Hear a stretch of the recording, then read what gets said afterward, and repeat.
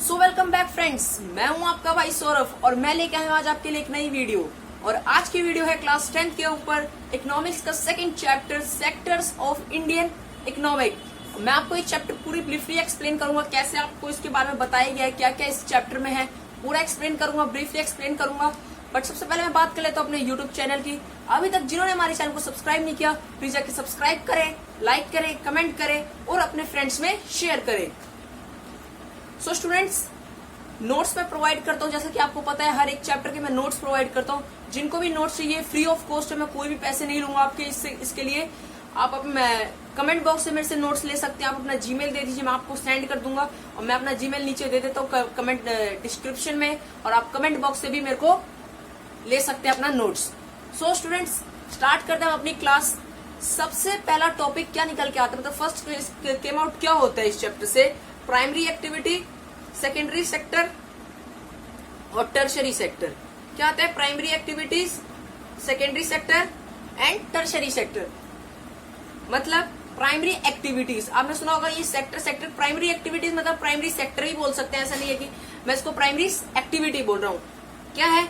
When we producing goods by exploiting natural resources, it is an activity of primary sector। मैंने वही बोला था कि इसको हम एक्टिविटी भी बोल सकते हैं, क्योंकि एक्टिविटी एक काम हो रहा है सेक्टर में, इसलिए मैंने बोला प्राइमरी एक्टिविटी। सो क्या होता है इसमें? जब we are producing goods by exploiting natural resources, ठीक है। और सबसे इम्पोर्टेंट, इस प्राइमरी एक्टिविटी को हम एग्रीकल्चर और रिलेटेड सेक्टर भी कह सकते हैं, मतलब पूछ सकते हैं। Primary sector is also known as, आप लिख सकते हैं एग्रीकल्चर एंड रिलेटेड सेक्टर, तो आपको पूरे के पूरे नंबर मिलेंगे। सो अगला हमारा क्या आता है? Secondary sector.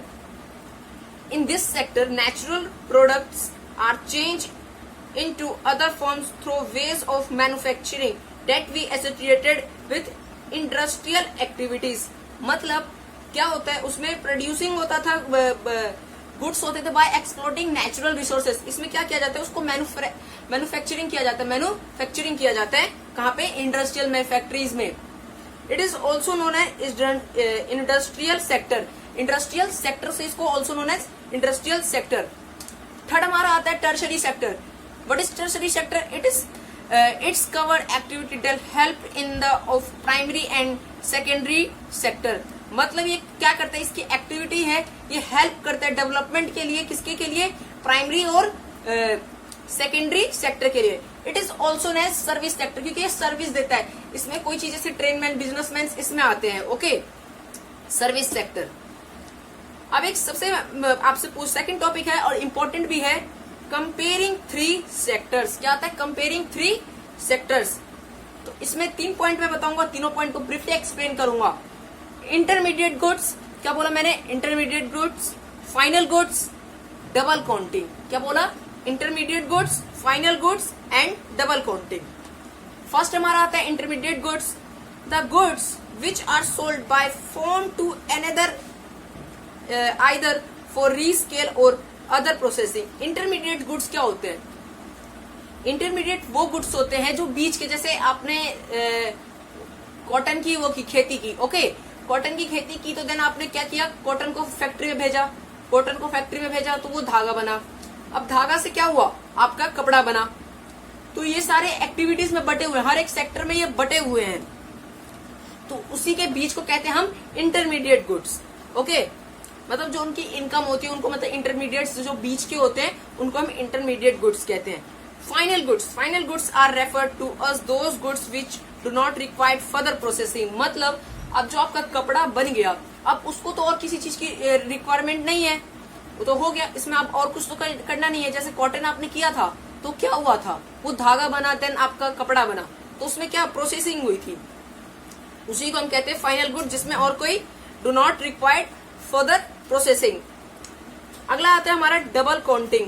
The counting of the value product more than once is called double counting. क्या होता है? जैसे आपने खेती की, ठीक है, किसकी खेती की? आपने कॉटन की। अब कॉटन से आपने उसको फैक्ट्री में बेचा, आपके आए 50 रुपए, और फैक्ट्री से वो धागा बना, धागा से आपने दिए वहां पे कपड़े बनने के लिए आपको 100 रुपए, ठीक है, और 100 से वो मार्केट में बिका 500 में। तो आप फाइनल गुड्स किसको, मतलब अपना इनकम जो लास्ट मतलब काउंट करेंगे जीडीपी में, तो कितने रुपए काउंट करेंगे? आप 500 काउंट करेंगे, ना कि आप बीच के इंटरमीडिएट गुड्स लेंगे। जैसे इंटरमीडिएट गुड्स वो होते हैं, मैं एक और बार एक्सप्लेन कर दूं, जो बीच के हैं, मतलब ये 100 और 50 जो थे, इसको जीडीपी में काउंट नहीं किया जाता है। जो फाइनल गुड्स होते हैं, मतलब जो कपड़ा बन के बिका, जो थ्रेड का कपड़ा बना और वो जो बिका, उसको हम कहते हैं फाइनल गुड्स। इसी को कहते हैं डबल काउंटिंग। कोई डबल काउंटिंग कर देता है, मतलब इसकी भी काउंटिंग और उसकी भी काउंटिंग, तो उसको हम कहते हैं double counting. Historical change in sectors, क्या क्या हिस्टोरिकल चेंज हुए हैं हमारे सेक्टर्स में। As the method of farming changed and agriculture sector began to prosper, it produce much more food than before.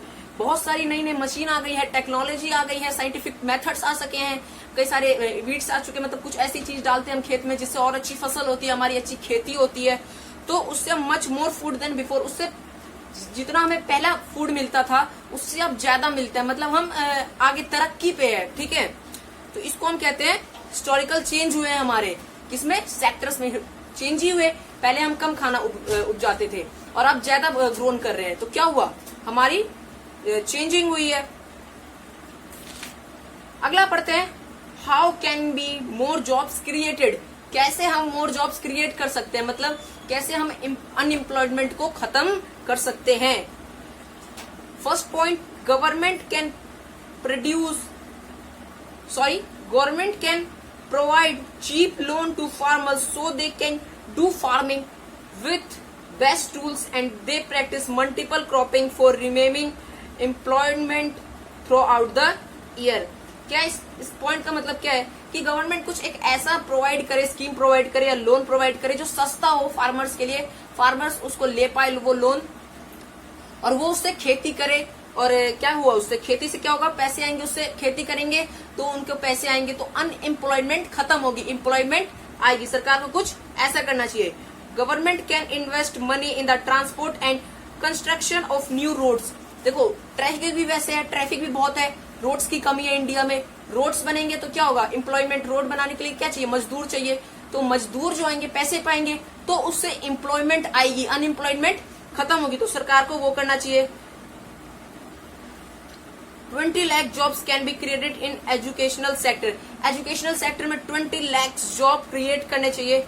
More than 35 lakh jobs can be created in tourism sector, tourism sector में 35 लाख से ज्यादा job create करने चाहिए। इससे क्या होगा, हमारी employment आएगी, जो हमारी इंडिया की अनएम्प्लॉयमेंट बहुत ज्यादा है वो कम होगी, बेरोजगारी खत्म होगी इंडिया से। अगला हमारा पार्ट आता है पब्लिक सेक्टर और प्राइवेट सेक्टर। क्या है पब्लिक सेक्टर और क्या है private sector. Public sector, it is own by government, it motivate to serve the people. ठीक है, private sector, it is own by individual और group of people, it motive to earn profit. Public sector क्या है, वो government की होती है। ठीक है, और उसका क्या मतलब, उसका मेन मकसद क्या होता है, उसका मेन मोटिव क्या होता है कि हमें मतलब खुशियां प्रोवाइड करना, या सब हमारी जरूरत की नीड्स पूरी करना। जैसे पार्क हो गया, कोई एमसीडी पार्क है, तो उसका मोटिव क्या है, हम वहां पे वॉक करें तो हमारे अच्छे के लिए वो कर रहे हैं। ठीक है, वो ऑन बाय गवर्नमेंट है, वो गवर्नमेंट की, किसी की इंडिविजुअल नहीं है, ना मेरी है ना आपकी है, सबका हक है उस पर। ठीक है, मतलब एक तरीके से हक नहीं कह सकता, हक तो गवर्नमेंट का है, मतलब उस पर कोई भी आ जा सकता है। Private sector, it is own by individual और ग्रुप ऑफ पीपल, मतलब जैसे कोई सोसाइटी होती है, उसका एक इंडिविजुअल पार्क होता है, उसमें सिर्फ वही लोग जा सकते हैं सोसाइटी के, या ना तो किसी का प्लॉट है तो उसमें और कोई नहीं जा सकता, वो उसी का है, तो उसको क्या कहते हैं हम, प्राइवेट सेक्टर कहते हैं। It motive to earn profit, उसका मोटिव क्या होता है, अर्न प्रॉफिट, मतलब पैसे ज्यादा कमाना उसका मेन मोटिव होता है, क्यों कैसे से ज्यादा कैसे पैसे कमाए। जैसे आपने एक पार्क बना दिया, उसका आपने चार्ज दे दिया कि आपको सुबह आना है, मतलब शाम में जाना है, तो आप इतना चार्जेस दीजिए, अच्छा से आपने फैसिलिटीज प्रोवाइड कर दी, तो उससे क्या हुआ, it motivate to earn profit. और वही गवर्नमेंट हमें क्या करता है, फ्री में एमसीडी पार्क्स देती है, तो वही है public sector and private sector. अगले नेक्स्ट वीडियो में हम पढ़ेंगे ऑर्गेनाइज सेक्टर, अनऑर्गेनाइज सेक्टर, मनरेगा पढ़ेंगे, very most important topic from this chapter, मनरेगा 2005, बहुत ही ज्यादा इंपॉर्टेंट है। और सबसे मेन बात एक और मैं कहना चाहूंगा, इस चैप्टर के मैं आपको सबसे बेस्ट क्वेश्चन प्रोवाइड करूंगा, सबसे बेस्ट मैं लिख के दे रहा हूं, मैं सामने बोल रहा हूँ, सबसे बेस्ट क्वेश्चन आपको यूट्यूब पे हमारे चैनल पे मिलेगा इस चैप्टर के। और मैं बहुत सारे चैप्टर के वीडियो ने जितने भी चैप्टर करवाए हैं ऑल सब्जेक्ट के, मैं सारे सब्जेक्ट को आपके बेस्ट क्वेश्चन आंसर दूंगा जो आपके बोर्ड एग्जाम्स में आएंगे। और इस चैप्टर के तो बहुत ही अच्छे क्वेश्चन आंसर्स मैं लेके आया हूँ। सो हमारी क्वेश्चन आंसर वाली वीडियो बहुत ही जल्द आ जाएगी आपके लिए। सो देखना ना भूले उस वीडियो को, ओके। और मैं एक और चीज बता दूं, 1-1.5 महीने में हमारे सैंपल पेपर भी सीबीएसई प्रोवाइड कर देगी, तो उससे और अच्छी प्रैक्टिस कर पाएंगे। और अभी तक जिन्होंने हमारे चैनल को सब्सक्राइब नहीं किया, प्लीज आके सब्सक्राइब करें, लाइक करें, कमेंट करें और अपने फ्रेंड्स में शेयर करें। सो तब तक के लिए थैंक यू।